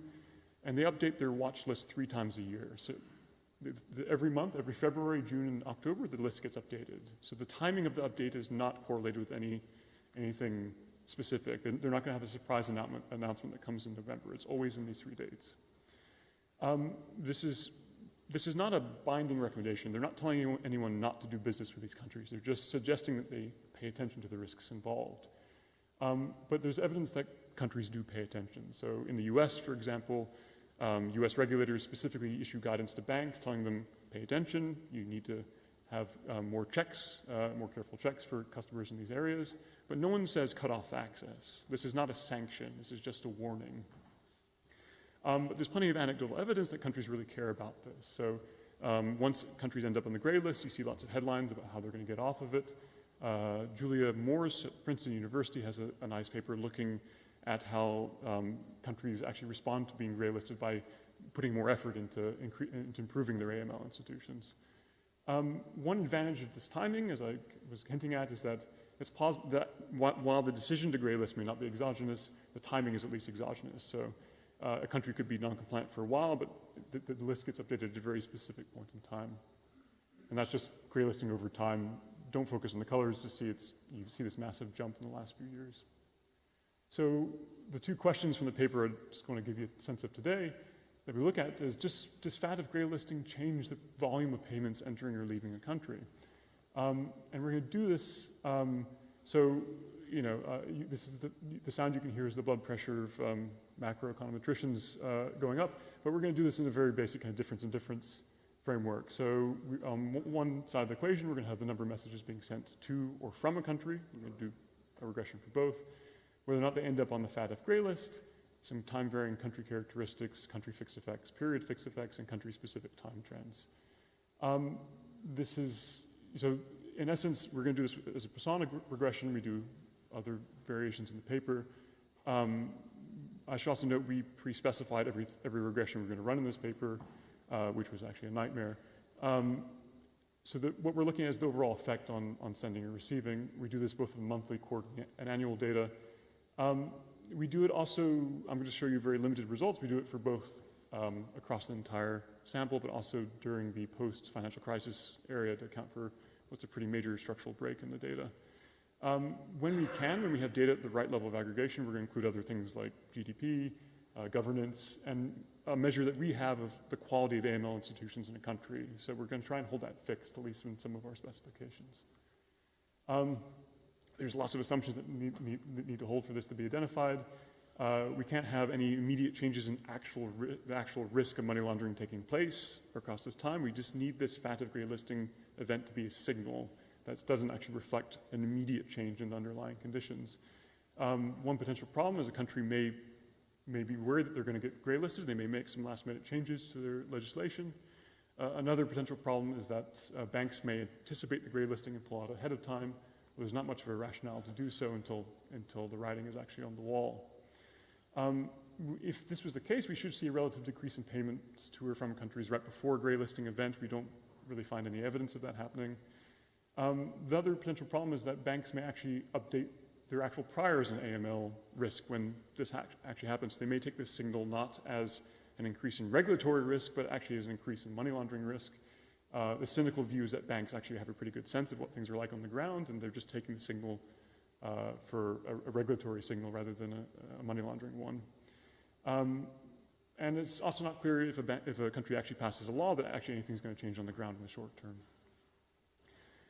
We have lots of tables in the paper. The main result we find is on messages received. So we find between an 8 and 10% decrease in the volume of payments being sent to countries that end up on the gray list. In our most strictest specifications, we don't find any effect on messages sent. And some of them we find a slightly positive effect, and I'll try and describe why that might be the case later on. So this is potentially quite a large effect. Are we actually 2 minutes? That's 2 minutes. Okay. All right. So let's skip this. The second question we ask is, we find this negative effect, and we ask, where is this negative effect coming from? So our prior, and this is where we're going to get tripped up, our prior was that it would be countries like the US, the European Union, places that had strong AML institutions and strong enforcement that would be withdrawing from these places, that would be sending fewer payments. And so what we test is we use the bilateral data and say, if you're on a gray list and your partner, your trading partner is either the US or a actual member of the FATF, or you just score well in these AML measures, is that partner less likely to send to you or receive from you? And what we find is actually the opposite. So we run, I'm going to kind of go through this very quickly, we run this at a bilateral level with a lot of fixed effects and trends. And what we do is we just swap out, we just see if the treatment effect changes based on whether or not your partner basically has strong anti-money laundering institutions. And what we find, both if the country is the US, what we find is, so here's that negative effect of ending up on the gray list. That's completely offset if your trading partner was the US. If you're on same thing if your trading partner was a FATF member, negative effect completely offset. Same thing if they just score well in these AML institutions, completely offset. So this is actually the opposite of what we expected to find. One story that we've heard from people who know more about money laundering than we do is that in institutions or countries that have strong AML institutions know how to deal with these signals. They know how to deal with them well. They can put in compliance systems that are not too costly because they understand how these things work. Where countries where these systems are weaker suddenly face this worry and that they don't actually know how to deal with these signals. They worry about losing their own access to markets in the US and European Union, and they're more likely to cut off these connections. The other kind of puzzle that we have is that we see payments to these countries going down, but we don't see payments coming out of these countries going down. In fact, in some specifications, we see them increasing. And this may be consistent with a story not of just these connections being severed, but a story of capital flight. When a country ends up on these lists, you just don't want your money in these dodgy places. So some quick caveats. These are, again, just payment counts, are not values. We also run these regressions on intermediate outcomes that we'd expect to see, aid, trade, remittances. We find some effects on exports, but no strong effects on anything else. But we can't look at that at the same level of disaggregation that we do with the payment data. It's also hard to know whether or not some of these declines are actually banks cutting off connections or just the spotlight is being shown on these countries, and if you're a money launderer, you're just going to go somewhere else. Finally, just to very quickly say why this might be a worrying problem, this is just the chance that you end up on one of these gray lists and your per capita GDP. So this is, to the extent that this is hurting countries, this is hurting poor countries more than it is rich countries. So this is a question as to whether or not we need to invest more in making sure these countries don't end up on these lists or question the need of these lists in the first place. So finally, just to conclude, we find these negative effects. We still have yet to completely converge with our pre-analysis plan because we wrote down regressions that we didn't actually have modules for in Stata, and that the sound you can hear now are people that know R laughing at us quietly, but we're working on it. The second thing is we might have a potential regression discontinuity extension that we're looking into. And that's it. Thank you very much.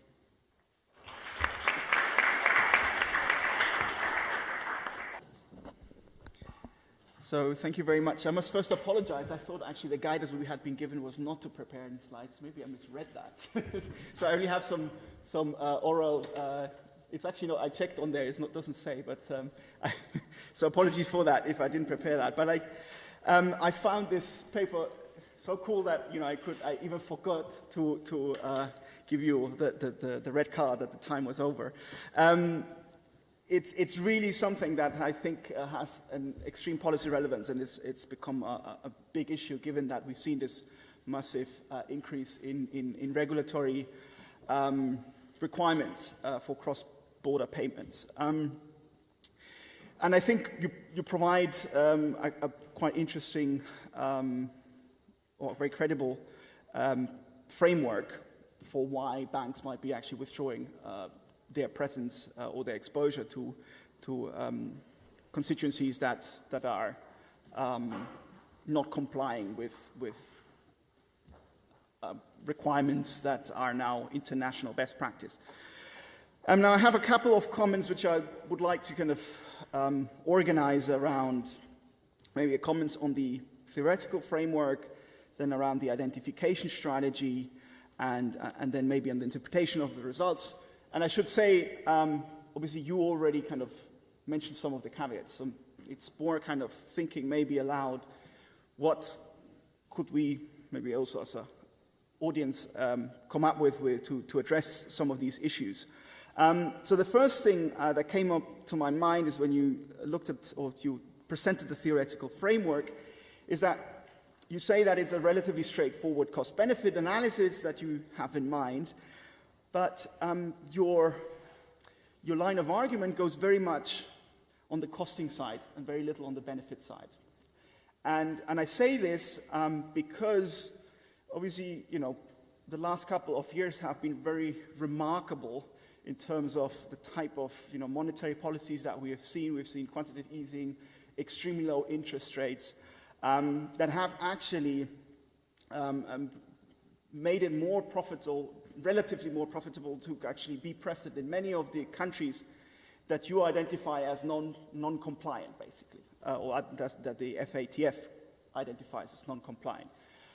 So thinking around maybe a bit more about what might actually be the incentive for a bank to be present in a particular country, despite the fact that it might be grey-listed, might be relevant also in order to kind of think about the controls and address some of the parallel trend issues that you face. So things around there's several countries that have issued Eurobonds that in the last couple of years, particularly in Africa. So, and I'm sure that without being much of an expert on this, or not an expert at all actually, I think that will matter in terms of a bank wanting to maintain its correspondence networks in a particular country. Then on the identification strategy, so basically you present a multi-period diff and diff using these grey listing decisions by the FATF. Now, my question, and obviously you mentioned that there might be some issues with this, is whether we can really treat this as an exogenous variable. And so I'm particularly worried because there's one graph where you show when the grey listing happened, and there's this one spike in February 2010 where it suddenly goes up drastically. So it's really, your identification is really coming mostly from that particular moment, I think.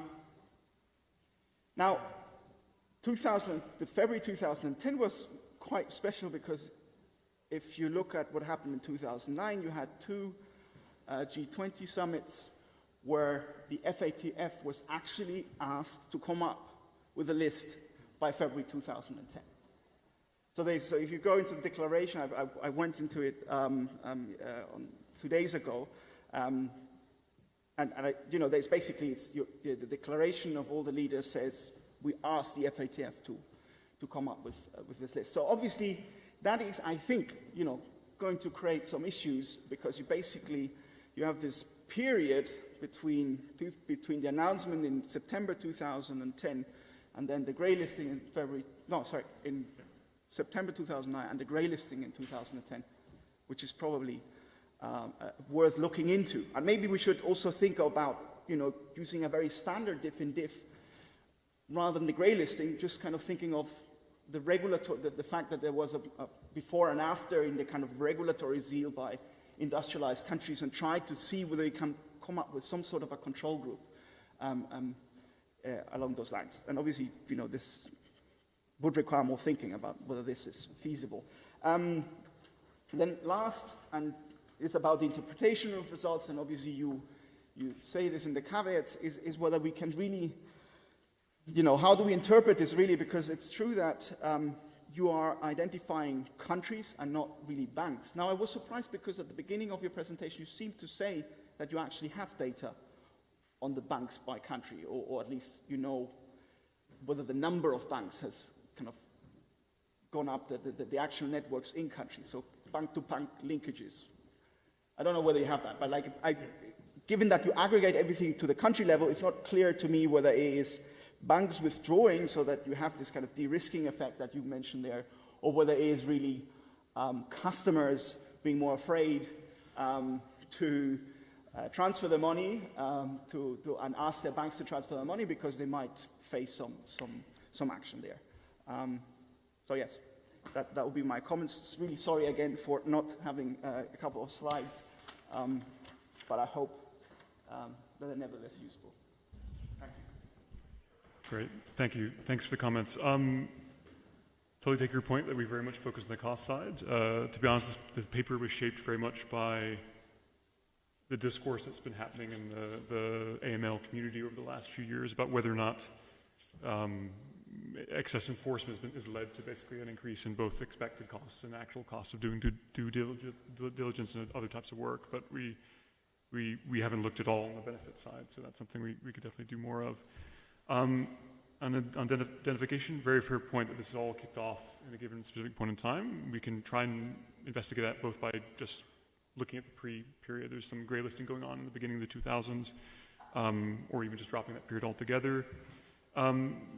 The decision to gray list is largely done kind of as a secret committee. I think sometimes countries may have a sense about who's going to be on that in the running, but it's not data that anyone explicitly has access to. Certainly we couldn't get access to it.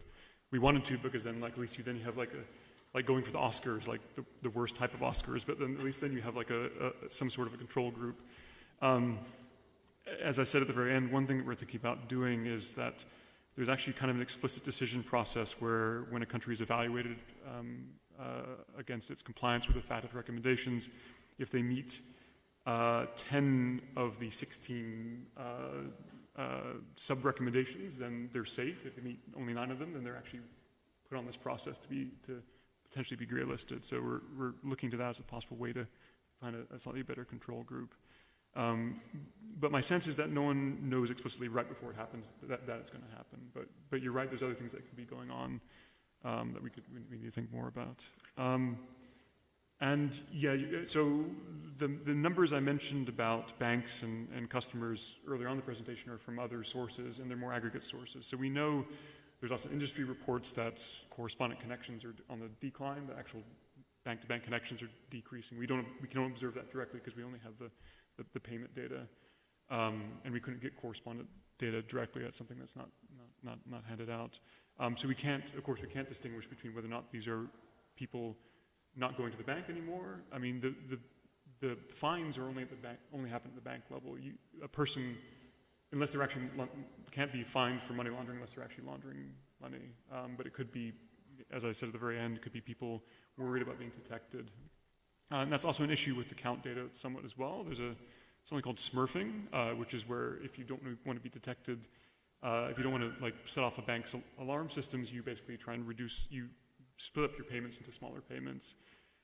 that should work for us in a way on the receiving side, because that would mean more payments and we see fewer payments. That might explain why we see more payments on the sending side. It could be people trying to stay under the radar.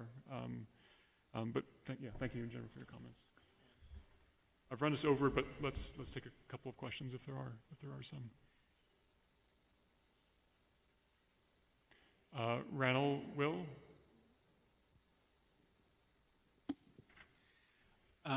So this might be sort of beyond the scope of your paper, but I was interested in this, the composition of this group that decides who is sort of grey-listed and who isn't, and whether you have much information about their identities and who's represented and what shares and so on. Sorry. Thanks. It's more of a comment, really. It would be quite useful to get a bit more description on exactly what mechanisms the FATF are trying to affect through the grey listing process, because it might help explain the asymmetry of the impact between sort of sending and receiving.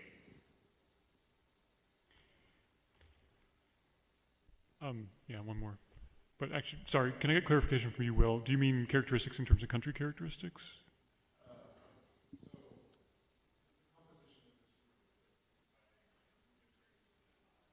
Oh, the people making the decisions. Okay, yeah.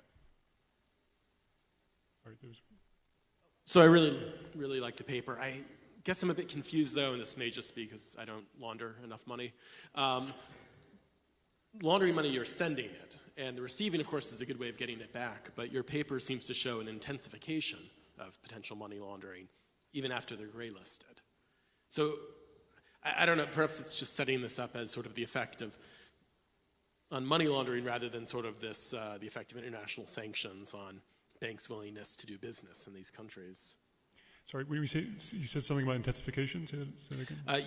Some of your tables, they seem to show an increase in the number of payments sent after being gray listed, which if we're thinking of money laundering as sending money to bank accounts abroad, this would count as intensification, if I'm understanding correctly. Yeah. Let me start with Will.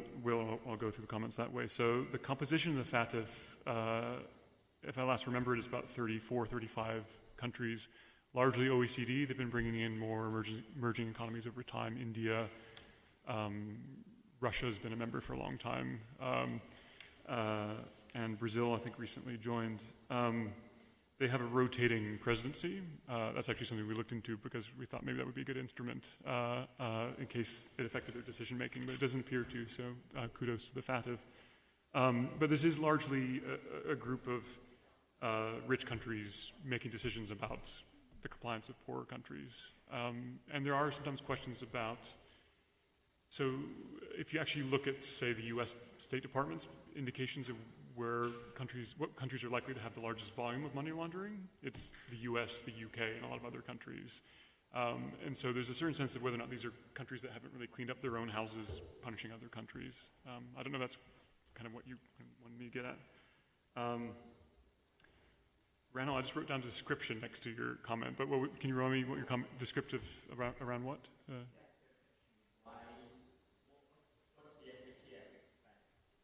Right. Sure. So I don't think the FATF itself has a specific expectation, and in fact, actually a lot of people in enforcement say that there shouldn't be any change. Their expectation is in a world without costs, in which banks should, put in safety systems to make sure that the clients they're doing business with are legit and they know who they are, and that this shouldn't have an impact on commerce or trade overall, except maybe on the margins for if money launderers stop being money launderers. What they really want out of this is better compliance, usually at the country level. So they have these recommendations. They see these countries that don't meet these recommendations. They want them to start meeting them, at least on paper. And you do see this other work I mentioned by Julia Morse, you do see that eventually. When countries end up on the list, they start slowly building up their compliance over time. And then yet the last point, you see an increase in payments. That could be a puzzle. Now, that increase isn't there in the main specifications for the most rigorous ones, but there's kind of two reasons I can think of why it might be the case. One is maybe it's smurfing. It could be people ducking under the radar by increasing the number of payments they make, or it could be capital flight in a more general sense, that if I'm parking my money in these countries and now I'm worried that maybe it'll be harder later on to take it out. Something I didn't speak to in the presentation, but there are multiple levels of gray listings. You can actually be upgraded to a worse one, and then maybe you're really stuck. So maybe this is people just getting their money out of these locations. And that would speak less to the connections between banks actually being severed and more just the actual, people moving money around, just deciding, that it's better to get it out now. So it's hard to know if that's actually money laundering or not, so it's a question. I've taken this way over time, so if there's another question, let's come to me afterwards. But thank you everyone for all the presenters and all the good comments.